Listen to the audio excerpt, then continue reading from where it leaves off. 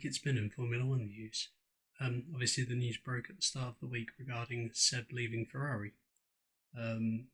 Statements from the team and from Seb, both quite respectful of each other. Matteo Binotto was obviously quick to point out that Seb had got 14 wins to the team. But the key point was that for whatever reason, things had broken down and they didn't work anymore.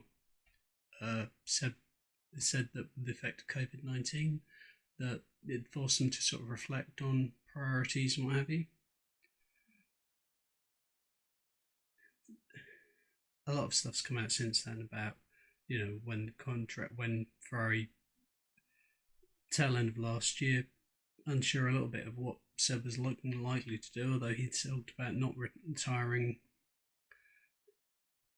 It was the motivation there or what have you. Obviously, we're not party to discussions that go on behind the scenes over the course of a season, what have you. There may have been more said. Ferrari themselves had been talking to Carlos Sainz since December from the sound of it. The fact that so many actions happened in quick succession, Sainz going to Ferrari, Daniel Ricciardo going to McLaren, that's not the work of the moment to set up.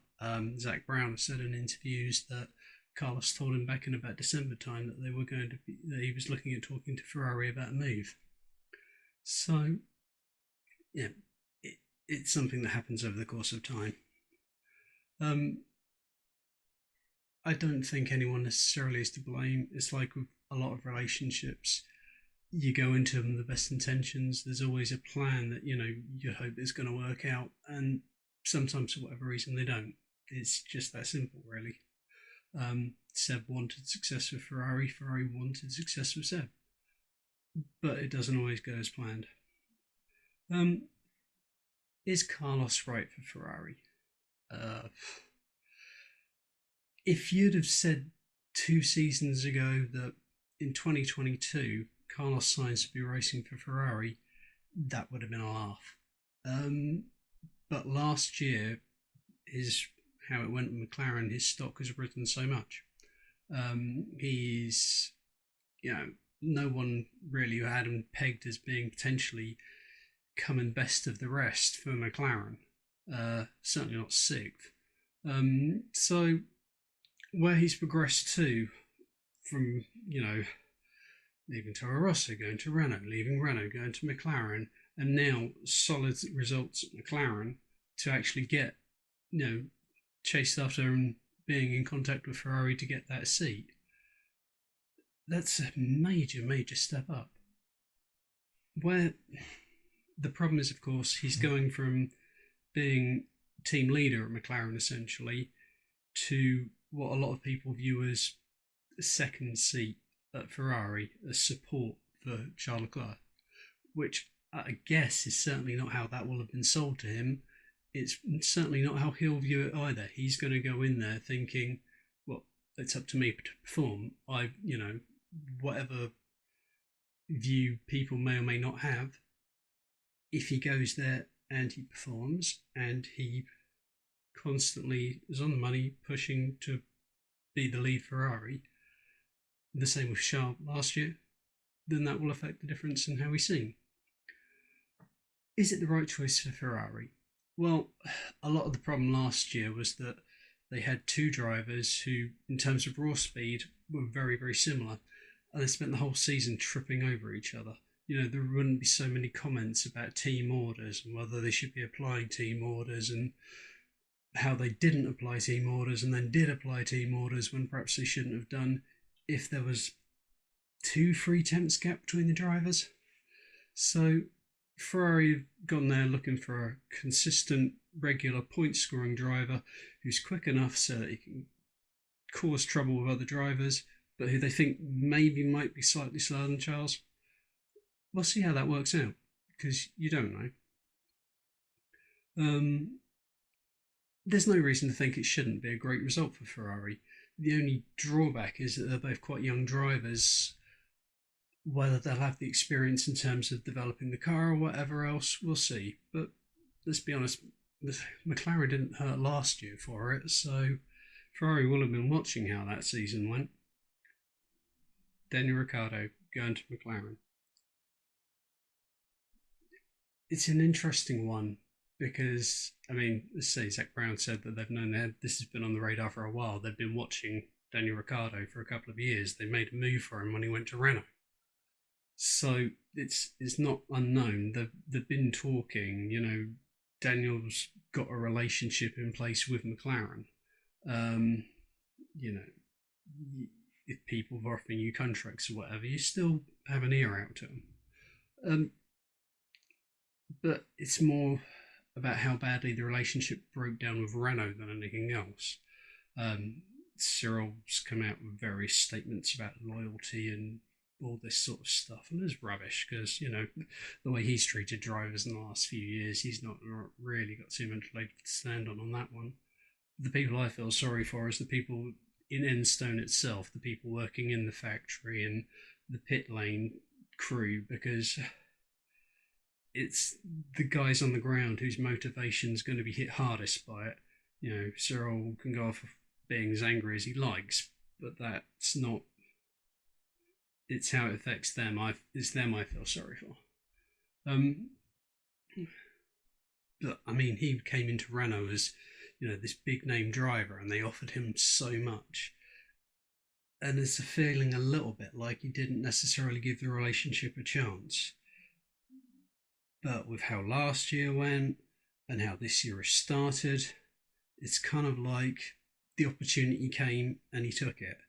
And the thing with McLaren is, I mean, I actually went to the MTC last year and speaking to the guys there, it was like the guy who was showing us around the place. And there was such a positive vibe going even before the season had properly started, a real feeling that they were on the up.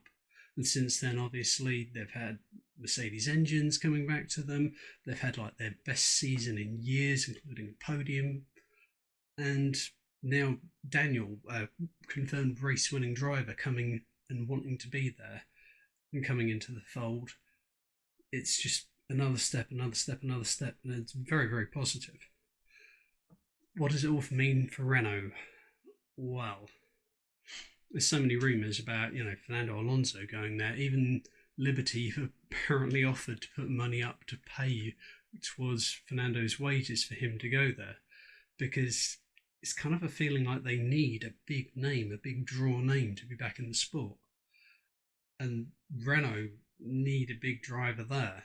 So, on the unlikely event they're going to attract Seb to go there, because I'm not sure how he feels at the minute he could necessarily be bothered with it. That leaves Fernando Alonso. But the thing is, Fernando Alonso left the sport because he wanted to be in a winning car. He wanted a race winning car. He wanted something he could fight for championships with. And he wouldn't get that at Renault anytime soon.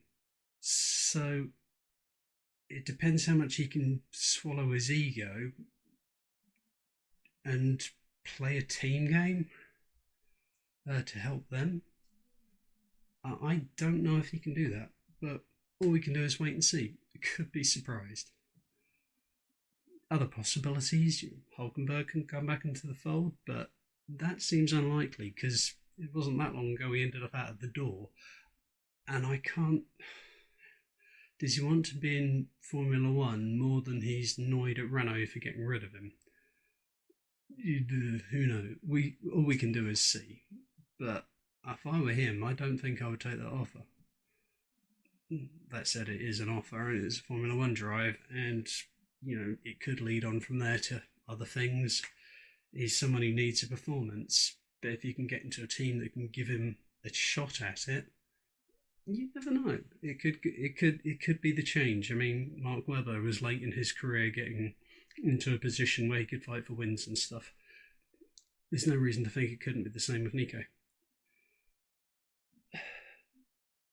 Renault, realistically, at the point, they were one of them teams looking for the 2022 silver bullet that would, like, change where they are in the pecking order in F1. And whereas with Daniel Ricciardo leaving, with last year the Ford momentum grinding to a halt a bit, it's a bit of a problem to see where it's going to come from. And I kind of feel if they don't pick up a Seb or a Fernando, then you could. I don't know if they're going to make the movements they need to. Um, Cyril seems to be a very divisive boss, um, kind of like Gunther Steiner, but swearing less. Uh, he just doesn't seem to be good for the team almost. He's not, it's like, Ross Brawn, for example, great at motivating a team, getting them to gel to work together. You know, Toto, exactly the same. When you've got team bosses like that who can get a team to work together, make the most of everything they've had, and work and gel as a unit, you can get great results. And you can get people to fight for you and go the extra mile. And it doesn't feel with Cyril like he's getting it all together and for all to work together. And that, more than almost any driver issue or whatever, does seem to be where the problem lies. And the problem, of course, with Renault as well is they're a car firm. They rely on results. If you're not getting them the results they want, there's no guarantee they'll stick around. I can see them slowly sliding out of the door. I don't see them being there more than a couple of years, unless things change drastically. But anyway, those are my thoughts. So we can only see how it goes. Waiting on news from Renault to see who they'll put in that seat. I think it could matter greatly, almost more importantly than anyone else, who that is, as to whether Renault stay in F1 or not. Anyway, thank you very much for listening. If you have enjoyed my little ramble about it, then please like and subscribe to the channel. And let's see what else we come up with next time. Thank you and bye-bye.